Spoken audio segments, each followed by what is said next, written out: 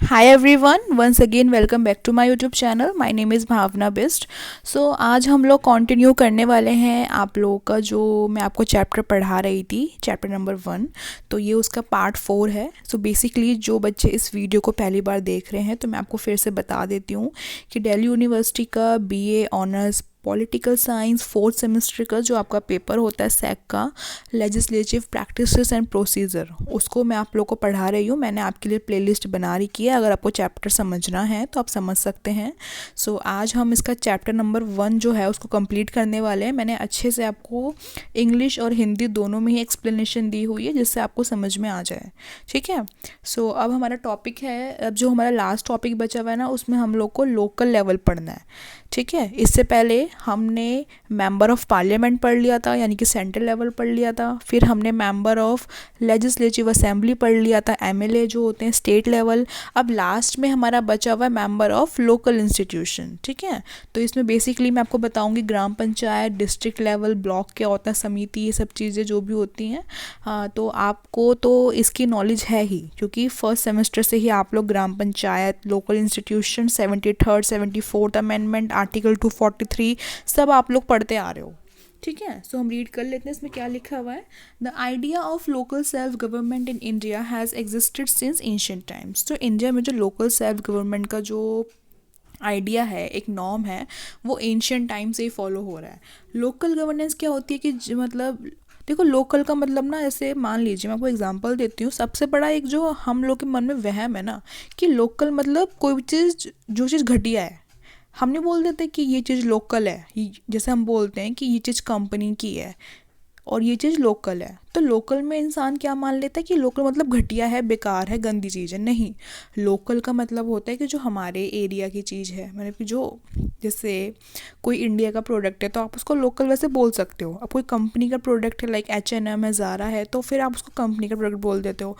But local का मतलब कि जो हमारे ही एरिया का है. ठीक है. लोकल मतलब ये नहीं कि बेकार प्रोडक्ट, घटिया प्रोडक्ट, नो. सो वैसे ही यहाँ पे लोकल गवर्नेंस का मतलब होता है कि जो हमारा रूरल एरिया है, जो विलेजेस हैं, ठीक है, जो गांव की पंचायत है, जो गांव का गवर्नेंस है, एडमिनिस्ट्रेशन है, उसको बोला जाता है local governance. Local governance was also mentioned in Kautilya अर्थशास्त्र. तो आपको पता है कि जो कौटिल्य है, जो चाणक्य थे, जैसे अगर आपको हिस्ट्री की नॉलेज है, आपको पता होगा कि चाणक्य कौन थे.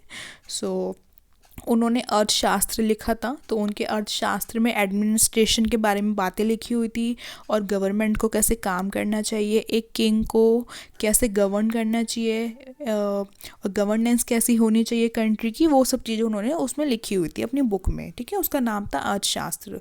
सो लोकल गवर्नेंस का मुद्दा जो था वो हमारे अर्थशास्त्र में भी लिखा हुआ है. ठीक है. तो इसलिए हम बोलते हैं कि ये चीज़ें एंशियंट टाइम से, यानी कि हिस्ट्री में भी हमारे किंग्स विंग्स ने इसको फॉलो किया हुआ है. ऐसा नहीं कि अभी जो मॉडर्न इंडिया है उसमें ये वाला कंसेप्ट डेवलप हुआ है. No. The development of local governance was emphasise during the British rule as well. और जब ब्रिटिश का रूल था, ब्रिटिशर्स का इंडिया में, तब भी लोकल गवर्नेंस हमको देखने को मिलती थी. बिकॉज देखो, जो विलेजेस हैं वो रूट लेवल है, और हर चीज़ की रूट लेवल, हर चीज़ का फाउंडेशन काफ़ी अच्छा होना चाहिए. ऊपर से आप जितना, फॉर एग्जांपल देखो, समझो हर चीज़ को अच्छे से, मैं समझा रही हूँ, आप समझो कि जैसे हम कोई घर बनाते हैं, सपोज़ करो आप कोई घर बना रहे हो. घर में जो नींव होती है, फाउंडेशन जो होती है, फाउंडेशन को आपने कच्चा सा रख दिया, मतलब उसमें आपने इतने एफर्ट्स नहीं लगाए. एक कट्टा सीमेंट लगना था, वहाँ पे आपने आधा कट्टा सीमेंट भी नहीं लगाया. ठीक है. उसमें इतनी ईंटें लगनी थी, 500 ईंटें लगनी थी, आपने उसमें 200 ईंट में काम निपटा दिया. मतलब आपने काम चलाओ काम कर दिया नींव में. ठीक है. फाउंडेशन में आपने ऐसे काम कर दिया, फिर उसके बाद आपकी बिल्डिंग तो खड़ी हो गई. ठीक है. आपकी बिल्डिंग खड़ी होगी, फिर उसके बाद आप उसमें पेंट कर रहे हो, पीओपी कर रहे हो, इतना मार्बल लगा रहे हो, फर्श में टाइल्स लगा रहे हो, फ्लोर चमका रहे हो, उस चीज़ का कोई फ़ायदा नहीं है. जब तक आपका फाउंडेशन स्ट्रांग नहीं है, आपका मकान कभी भी गिर सकता है. कभी भी अर्थक्वेक में आपका फाउंडेशन स्ट्रांग नहीं है, आपका मकान कभी भी गिर सकता है. सफ़ेदी करने से क्या हो जाएगा जब तक आपका मकान जो फाउंडेशन से स्ट्रांग नहीं है. तो इसीलिए फाउंडेशन, यानी कि फाउंडेशन का समझाने का मतलब ये कि जो आपका विलेज लेवल है, तो हर चीज़ को लोकल लेवल से अगर हम लोग इम्प्रूव करते हैं, डेवलप करते हैं, तो ज़्यादा फ़ायदा होता है. ठीक है. तो यहाँ पे ये समझाया गया कि ऐसा नहीं कि आप शहरों को चमकाते जाओ.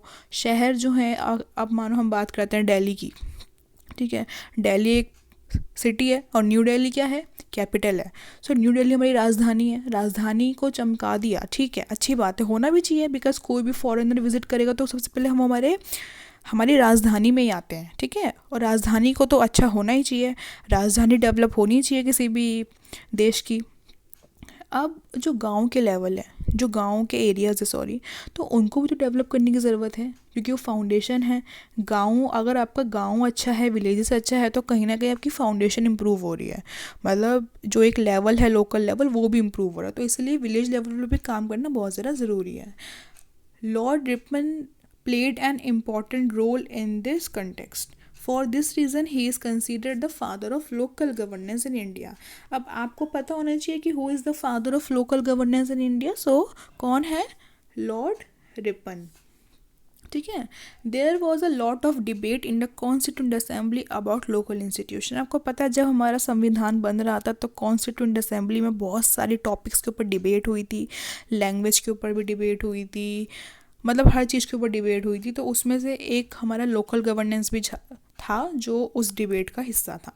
देयर वॉज अ लॉट, हाँ ये तो हो गया। The constituent assembly had Gandhian thinkers on one side. तो कॉन्स्टिट्यूंट असेंबली में कुछ ऐसे थिंकर्स थे, गांधीयन थिंकर्स, जो who considered local institution quite important, जो लोकल इंस्टीट्यूशन को बहुत ज़्यादा इम्पॉर्टेंट मानते थे।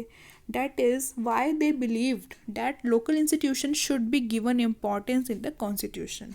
ऑन द अदर हैंड, और वहीं पे देखो, एक तरफ थे गांधीयन थिंकर जो कह रहे थे कि लोकल गवर्नेंस काफ़ी इंपॉर्टेंट है, और दूसरी तरफ कौन थे, doctor Ambedkar, who was opposing local institution. जो अम्बेडकर थे उन्होंने लोकल गवर्नेंस को, लोकल इंस्टीट्यूशन को अपोज किया था। इस बात को आपको याद रखना है। saying that it is an institution promoting communalism and enmity and narrow thinking. So Ambedkar का ये मानना था कि अगर हम इस तरीके से करेंगे तो, मतलब अगर हम लोग लोकल इंस्टीट्यूशन को डेवलप करेंगे, उस पर एम्फोसाइज देंगे, तो कहीं ना कहीं ये कम्युनलिज्म को मतलब जन्म देगा, बर्थ देगा, और नैरो थिंकिंग हो जाएगी बहुत ज़्यादा, सोसाइटी में काफ़ी ज़्यादा प्रॉब्लम हो जाएंगी, ठीक है। On this basis they oppose local institution, but at the request of Gandhian ideal, local institutions were included under Article 40 of DPSP, Directive Principle of State Policy. So, but फिर गांधी की जो आइडियोलॉजी थी, Gandhian thinkers की, not Mahatma Gandhi, because Mahatma Gandhi उस समय नहीं थे, ठीक है।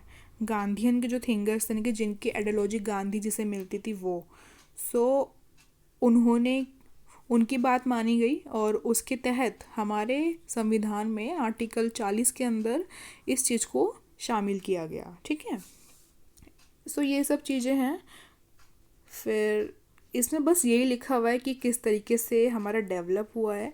बेसिकली मुझे आपको जो समझाना है, देखो ये सब आप ना पढ़ चुके हो, बलवंत राय कमेटी, बस इसमें बस ना ये बताया गया है कि ये सब चीज़ें हुई थी, जिसको आप फर्स्ट सेमेस्टर में रीड कर चुके हो। अगर आप चाहते हो तो आप उसको समझ सकते हो, बाकी इसमें कुछ समझाने जैसा नहीं है। इसमें बस आपको याद करने की ज़रूरत है कि ये कमेटी थी, ये कमेटी थी। हम मेन टॉपिक पे आते हैं। सो उससे पहले यहाँ पे ये देख लो, देखो 3 इंस्टीट्यूशन होते हैं, 3 टायर सिस्टम सुना है ना आपने, 1 2 3। सो फर्स्ट कौन सा है, ग्राम पंचायत।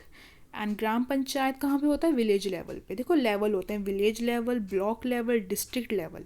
तो विलेज यानी कि गांव के लेवल पे कौन सा है, ग्राम पंचायत। फिर ब्लॉक लेवल पे कौन है, पंचायत समिति। Third is district council, district level. इसके डीएम होते हैं, आपको पता है, डिस्ट्रिक्ट मजिस्ट्रेट डिस्ट्रिक्ट के। तो विलेज एक छोटा एरिया हो गया, ब्लॉक उससे और बड़ा, यानी कि बहुत सारे विलेज को मिला के जो एरिया बन गया ब्लॉक हो गया। फिर उन सब ब्लॉक्स को मिला के जो वो बना हमारा एक एरिया, उसको क्या बोला जाएगा, डिस्ट्रिक्ट बोला जाएगा, ठीक है। अब देख लेते हैं ग्राम पंचायत क्या है। आपको पता है ये ग्राम पंचायत क्या है, बट फिर भी हम रीड कर लेते हैं। Gram Sabha has an important role in the formation of Gram Panchayat. Gram Sabha का एक काफ़ी इम्पॉर्टेंट रोल होता है ग्राम पंचायत को बनाने में। All those residents of a village, देखो ग्राम सभा में जितने भी मेंबर्स हैं जो एडल्ट हैं, जो 18 ईयर के हैं, जो एडल्ट हैं, और उनका नाम वोटर लिस्ट में है, तो वो सब मेंबर अपने सरपंच बोल लो, हेड बोल लो, चेयरमैन बोल लो, उसको इलेक्ट करते हैं, ठीक है। यानी कि सिंपल सी बात है, समझो। गांव में जितने भी लोग हैं जो 18 साल के हैं या 18 साल से ज़्यादा के हैं, एडल्ट हैं जो लोग, वो लोग के पास राइट है कि वो अपना सरपंच को इलेक्ट कर सके। ठीक है, इन द ग्राम पंचायत। फिर सरपंच इलेक्ट हो गया, सरपंच के जो एक उसका इंस्टीट्यूशन है उसको हम बोले जाएगा ग्राम पंचायत।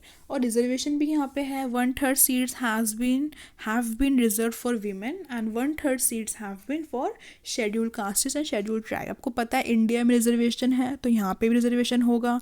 सो वीमेन के लिए 1/3 सीट रिजर्व है, यानी कि 33%, और 33% सीट्स किसके लिए रिजर्व है? एससीज के लिए, एसटीज के लिए। ठीक है, आप देख लेते हैं क्वालिफिकेशन क्या है।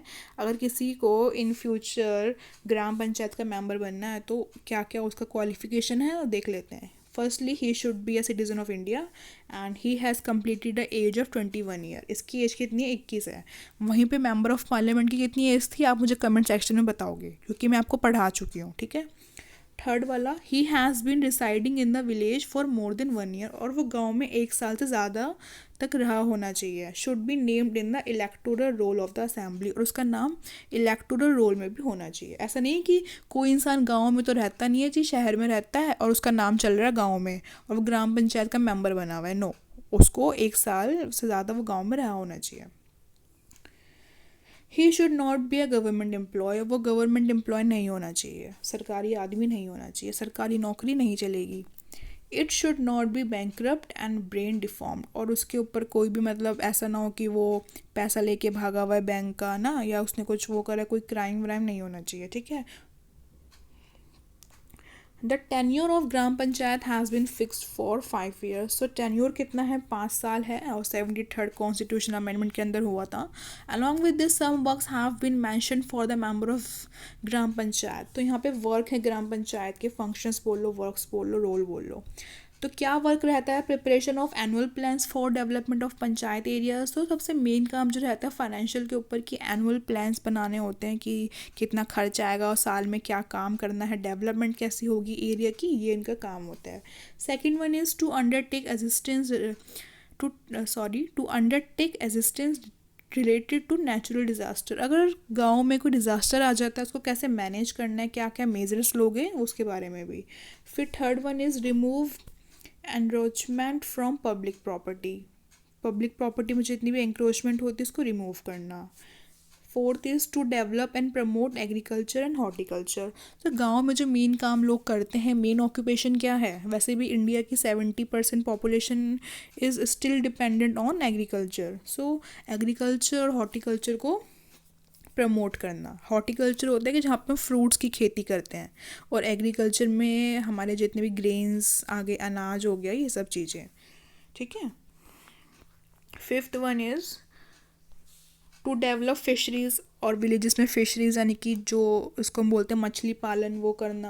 क्योंकि देखो गांव के लोग इतने एजुकेटेड नहीं होते हैं, एजुकेशन सिस्टम वहाँ पे इतना अच्छा नहीं होता है, तो वो लोग ज़्यादातर इसी तरीके की ऑक्यूपेशन को फॉलो करते हैं, एग्रीकल्चर, हॉर्टिकल्चर, फिशरीज़। ठीक है, अगर वो लोग अपना ऑक्यूपेशन को डेवलप करेंगे तो कहीं ना कहीं गाँव है, जो विलेज है, उसकी जो इकोनॉमी है वो इम्प्रूव होगी, डेवलप होगी। ठीक है, six one is development of pasture.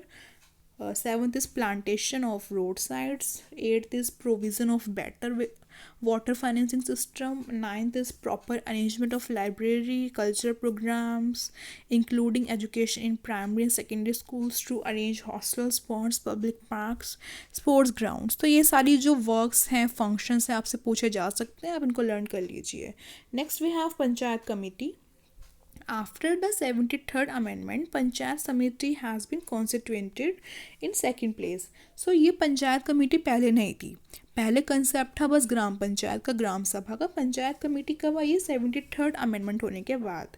सो इसको सेकंड प्लेस दिया गया। फर्स्ट प्लेस किसका है? ग्राम पंचायत का। सेकंड प्लेस किसका है? पंचायत समिति का। पंचायत समिति is considered to be the most important institution of panchayat structure, as all the rural level work is done in the name of panchayat समिति। सो पंचायत समिति बहुत ही इंपॉर्टेंट है, बिकॉज ये ब्लॉक लेवल पे होती है, और जितना भी रूरल एरिया का काम होता है वो इसके नाम पे ही किया जाता है। ठीक है, the qualification of the member of panchayat समिति, उसको हम पढ़ लेते हैं। he should be a citizen of India, he has completed the age of 21 year, he should not be government employee, he should not be bankrupt। तो same ही qualification है जो ग्राम पंचायत की थी। In addition, पंचायत समिति elects a chairman and vice chairman from among its member। और जो पंचायत समिति होती है वो एक चेयरमैन और वाइस चेयरमैन को इलेक्ट करती है। 1/3 of the seats in the Panchayat Samiti have been reserve for women. और इसमें भी वही रिजर्वेशन है जो सेम पंचायत में था, ग्राम पंचायत में 33% सीट रिजर्व है वीमेन के लिए और 33% सीट रिजर्व है SCs एंड STs के लिए। अब मेंबर के बारे में देख लेते हैं, कितने मेंबर होंगे पंचायत समिति में।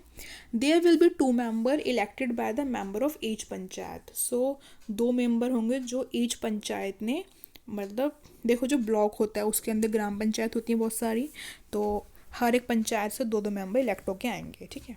The head of each Gram Panchayat is the area in the area of panchayat समिति is a member of panchayat समिति। सो हर area, head of each Gram Panchayat, मतलब देखो जो ग्राम पंचायत का हेड कौन होता है, सरपंच होता है ना। तो सरपंच जो है वो, मतलब सरपंच हर गांव का सरपंच, हर पंचायत का सरपंच पंचायत समिति का मेंबर होगा, ठीक है। Members elected to the Rajya Sabha from the area of panchayat samiti are its member. सो जो मेंबर राज्यसभा से इलेक्ट होते हैं वो भी पंचायत समिति के मेंबर हो जाते हैं। Members elected to the Lok Sabha and assembly from the area of panchayat samiti are its member. और सेम जो लोकसभा से भी इलेक्ट होते हैं वो भी इसके मेंबर हो जाते हैं। फंक्शंस भी इन सब के वही हैं। फंक्शंस देख लेते हैं पंचायत समिति के। To do education related work, मतलब एजुकेशन से संबंधित जितने भी वर्क्स हैं वो करने हैं।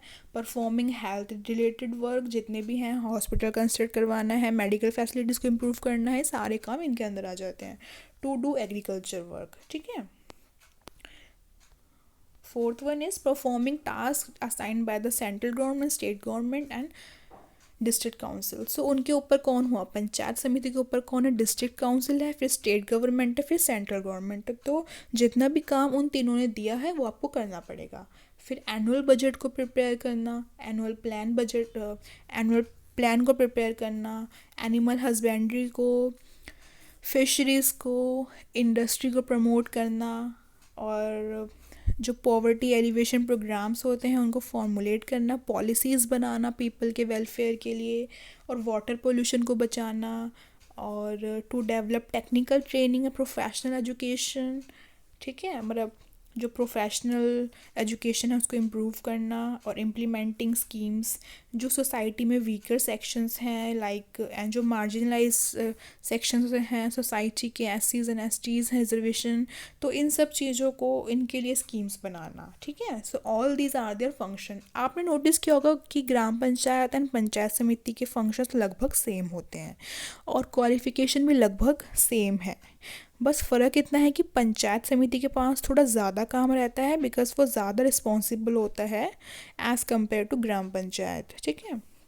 Then we have district council. So district council supreme होती है ये हमारे लोकल इंस्टीट्यूशन में।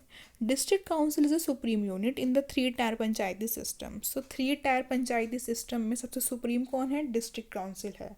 There is a district council in each district. So हर डिस्ट्रिक्ट में एक डिस्ट्रिक्ट काउंसिल होती है और उसका कौन होता है, DM होता है जो उसको रन करता है, डिस्ट्रिक्ट मजिस्ट्रेट, जो कि आपके जितने भी IAS ऑफिसर होते हैं वो होते हैं। There is also a provision in the district council to provide reservation to SCs and STs। So district council में भी रिजर्वेशन रखा हुआ है SC एंड STs के लिए।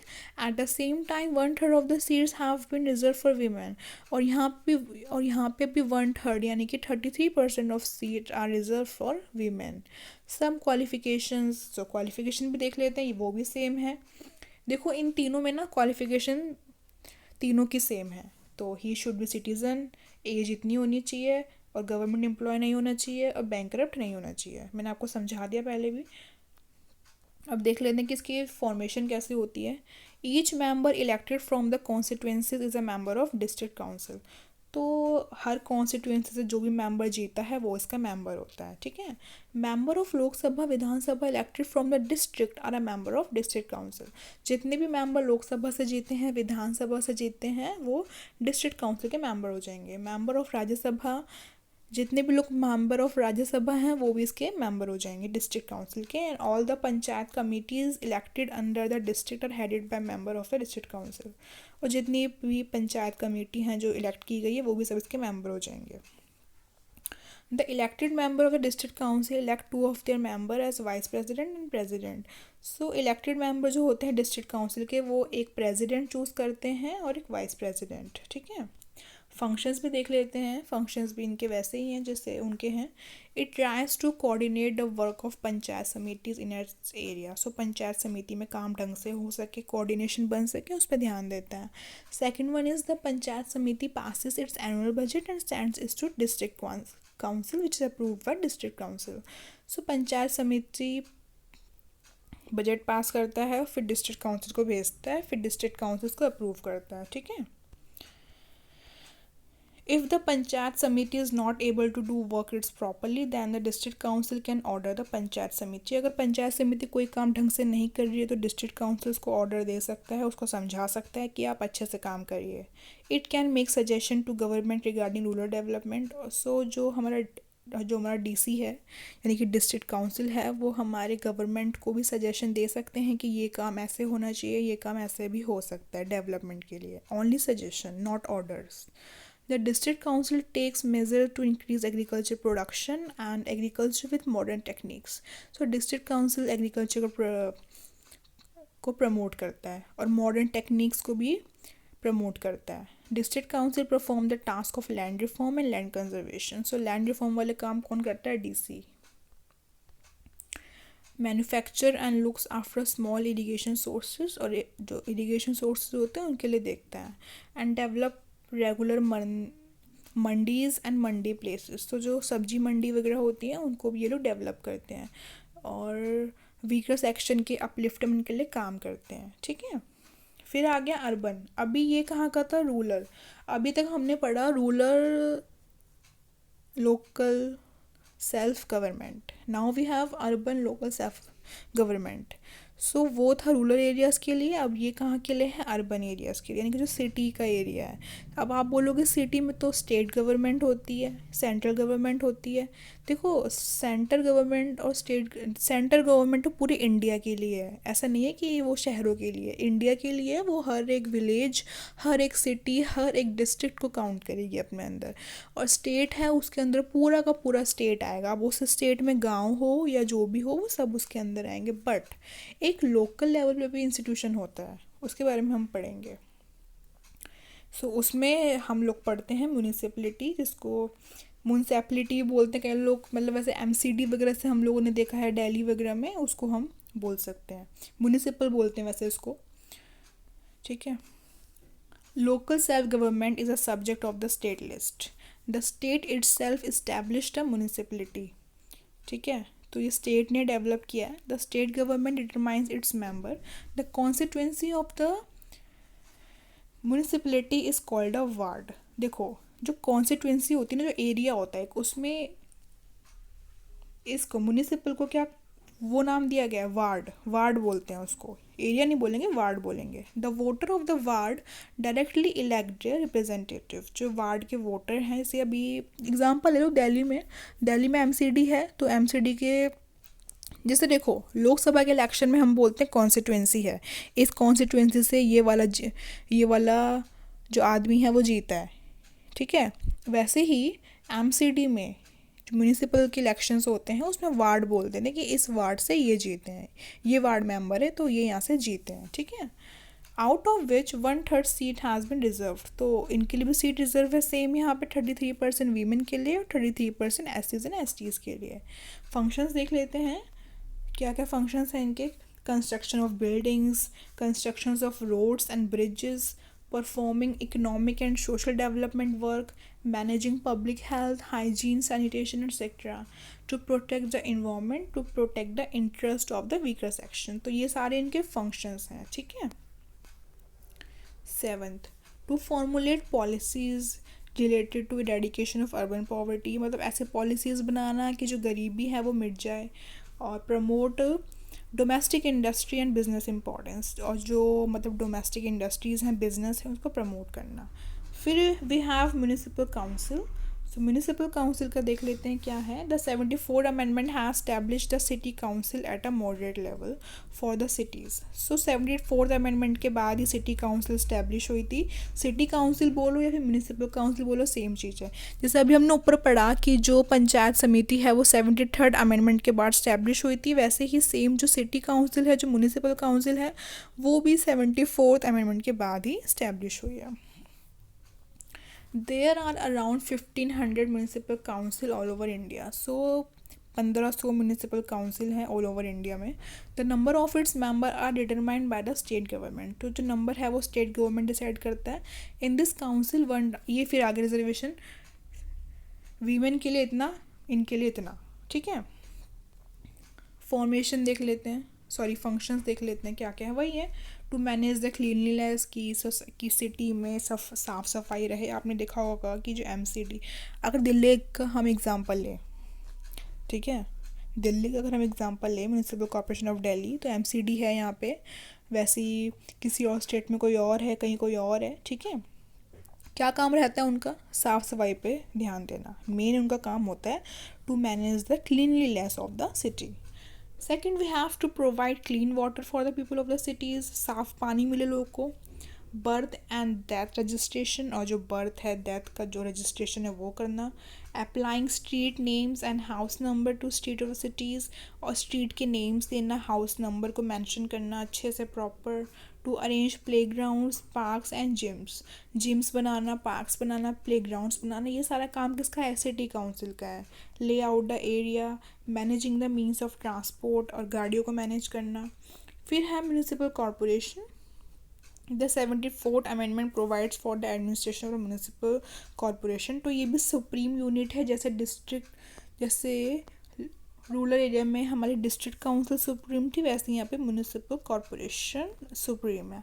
The municipal corporation is establish according to a law made by the parliament और the legislature of the states. Currently municipal corporation have been formed in about 100 cities. तो अभी 100 cities में ये municipal corporation establish हुई है. The state government can establish a municipal corporation of a city that has a population of more than 50,000. So state government किस city में establish कर सकती है म्यूनिसिपल कॉरपोरेशन? उसकी कंडीशन है जहाँ की पॉपुलेशन एटलीस्ट 50,000 हो या फिर मोर देन 50,000, यानी कि जहाँ की पॉपुलेशन 50,000 से ज़्यादा हो. The members of the municipal corporation are elected on the basis of adult suffrage. तो इसमें भी एडल्ट सफरेज होता है, यानी कि जो 18+ वाले हैं वोट देते हैं, फिर अपना हेड को इलेक्ट कर लेते हैं. अपार्ट फ्रॉम दिस, फिर सेम आ गया कि SC/STs के लिए और वीमेन के लिए 33% वीमेन के लिए और 33% SC/STs के लिए रिजर्व है, ठीक है ना. रिजर्वेशन का जो लाइन है, जो पॉइंट है, आप वो सब में लिख सकते हैं, ठीक है. On the other hand, the mayor is elected in the first meeting of the municipal corporation. जैसे देखो, जो हमारे स्टेट के इलेक्शंस होते हैं उसमें जो हमारा हेड होता है वो CM होता है. वैसे जो लोकसभा के इलेक्शन होते हैं उसमें हेड होता है PM. राज्यसभा का जो इलेक्शन होता है उसका हेड होता है प्रेसिडेंट. वैसे ही जो म्यूनिसिपल कॉरपोरेशन का हेड होता है वो कौन होता है? मेयर. MAYOR, ये मेयर, ठीक है. So the mayor is elected for 1 year only. So mayor सिर्फ 1 साल के लिए चुना जाता है. The mayor is the political administrator of the municipal corporation. तो मेयर चेंज होते रहते हैं. फिर मेयर जो है, मतलब वो एक तरीके का एडमिनिस्ट्रेटर है जो एडमिनिस्ट्रेशन को देखेगा, रन करेगा. फंक्शंस देख लेते हैं क्या है. वही है क्लीनलीनेस, आपके एरिया की ड्रेनेज को मैनेज करना, स्लम को इम्प्रूव करना, primary secondary level education, managing street roads, vaccination करवाना प्रॉपर, पार्क बनाना, मेडिसिन्स, ठीक है, ये सब चीज़ें. Registration of weddings and opening of dispensaries for treat. मतलब देखो, कुल मिला के ना, देखो ये क्वेश्चन ऐसा है, अगर ये आ गया ना, आप इसको लिख सकते हो पॉइंट्स, क्योंकि ना पॉइंट्स ज़्यादा सेम हैं.